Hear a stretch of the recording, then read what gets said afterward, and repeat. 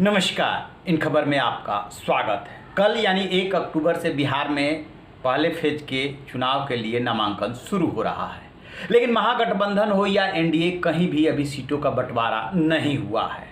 यदि महागठबंधन की बात करें तो कांग्रेस और आरजेडी में बहुत ज़्यादा तनाव बढ़ गया है।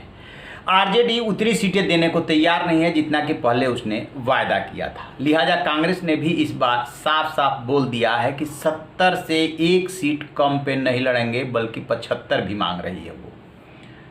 और इसी बीच में अपने प्रदेश के नेता, जो वहाँ के प्रदेश अध्यक्ष हैं मदन मोहन झा समेत तमाम नेताओं को दिल्ली तलब किया है। दिल्ली में मैराथन बैठक कांग्रेस की चल रही है। दिल्ली में मोर्चा संभाला है अहमद पटेल ने। शक्ति सिंह गोहिल तो हैं ही जो बिहार को देख रहे हैं, लेकिन असली जो चाणक्य माने जाते हैं कांग्रेस के, वो है अहमद पटेल। कांग्रेस के नाराज होने और आरजेडी का गला पकड़ने का जो सबसे बड़ा कारण है कि आरजेडी अपने तरीके से कांग्रेस को दबाती चली आ रही है। लोकसभा चुनाव में भी कांग्रेस को दबाया था। वो सीटें दी जो कांग्रेस लेना नहीं चाहती थी, और जो कांग्रेस लेना चाहती थी वो सीटें दी नहीं। इस बार कांग्रेस जो है अड़ गई है कि हमारा अधिक से अधिक क्या बिगड़ेगा, हम तो न्यूनतम पे हैं, सबसे कम पे हैं। स्टेक किसका ज़्यादा लगा हुआ है? आरजेडी का। मुख्यमंत्री किसको बनना है? तेजस्वी यादव को। तो उसे ये समझना होगा कि हमारा राष्ट्रीय पार्टी के साथ जो है गठबंधन है, तो राष्ट्रीय पार्टी की भावनाओं का ध्यान रखना होगा। पहले कहा यह जाता है कि लालू प्रसाद यादव, तेजस्वी यादव ने 70 सीटों की बात कांग्रेस से की थी कि 70 प्लस आपको सीटें दी जाएगी। लेकिन जैसे ही लेफ्ट के साथ आरजेडी जुड़ा, वैसे ही अब उसकी भाषा बदल गई है।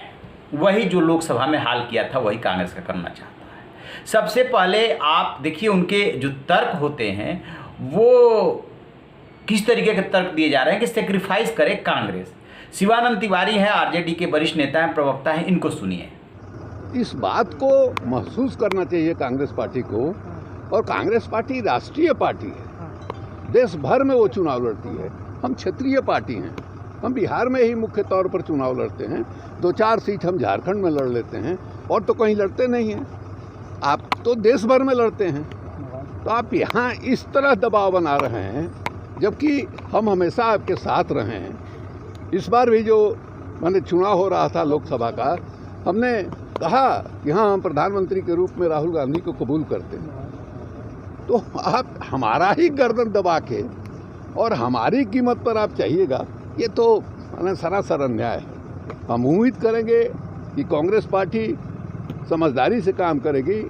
120-125 बरस पुरानी पार्टी है, गांधी जवाहरलाल नेहरू की पार्टी है।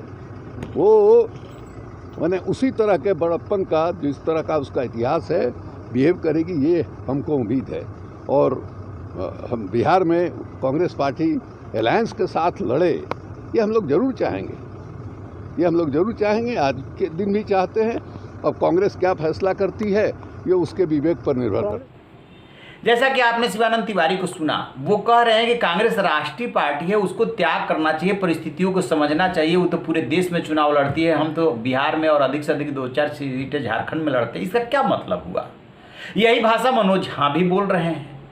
शिवानंद तिवारी कह रहे हैं कि आरजेडी का गला मत दबाइए आप, यानी कि सीधे सीधे कांग्रेस पे आप आरोप लगा रहे हैं। मनोज झा कांग्रेस से सेक्रीफाइस मांग रहे हैं।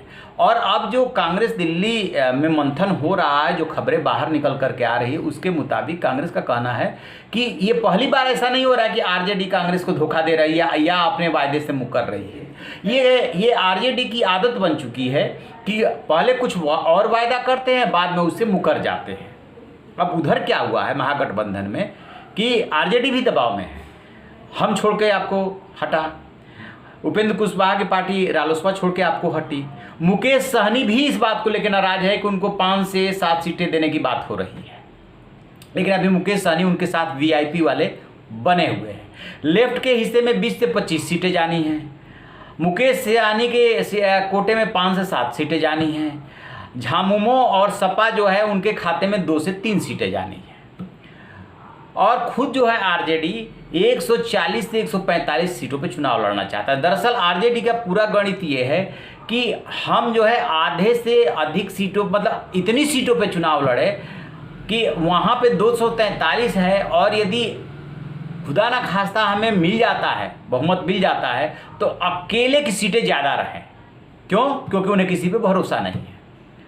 पिछले चुनाव की यदि बात करें जिसमें कि नीतीश का जनता दल यू भी उधर था, तो सबसे ज़्यादा 80 सीटें मिली थी आरजेडी को, 71 सीटें मिली थी जेडीयू को, 27 सीटें मिली थी कांग्रेस को।